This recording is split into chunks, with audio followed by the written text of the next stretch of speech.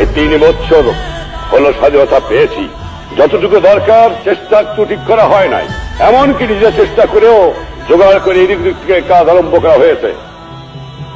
তোমরা জানো না, তোমরা ছোট ছিলা, স্কুলে পড়তা, বা তোমরা বাচ্চা ছিলা, পাকিস্তানিরা দুনিয়াকে বুঝাইছিল যে বাঙালিরা নাকি যুদ্ধ করতে জানে না, এবং সেই জন্যই তারা বাঙালিদের সৈন্যবাহিনীতে নিত না। আমার মনে আছে বহু আগে আইয়ুব খান কমান্ডেন্ট ছিলেন, তিনি গোপনে সার্কুলার দিয়েছিলেন যে বাঙালিদের 2% বেশি নেওয়া যেন না হয়। সে কাগজ আমি যেভাবে হয় পেয়ে যাই, তার তাই নিয়ে আমি তোড়পাড় শুরু করি।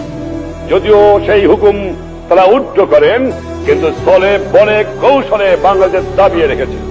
বাঙালিরা সামরিক বাহিনীতে যোগদান করতে পারে না, বাঙালিরা কাপুরুষ, বাঙালিরা যুদ্ধ করতে জানে না।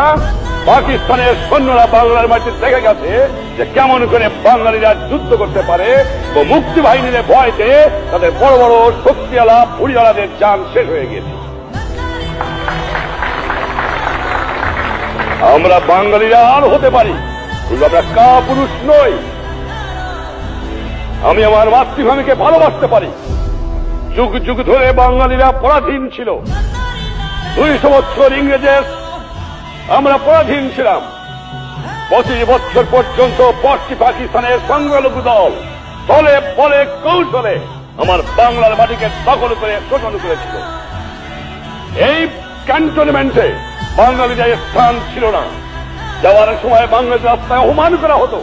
আমার নিজের জানা আছে, যখন আমি এইখান থেকে কোন সময় গাড়ি নিয়ে বাস করেছি, সমস্ত শরীর আমার জ্বলে উঠত। আমি প্রতিজ্ঞা করেছিলাম যে দুশ্মনদের বাংলার মাঠ থেকে উৎখাত করতে হবে।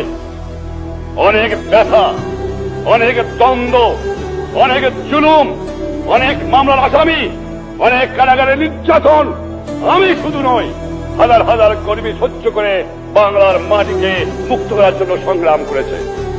তোমাদের কাছে একটা জিনিস তোমাদের মনে রাখা দরকার, দেশ যখন আমার আছে, মাটি যখন আমার আছে, বাংলা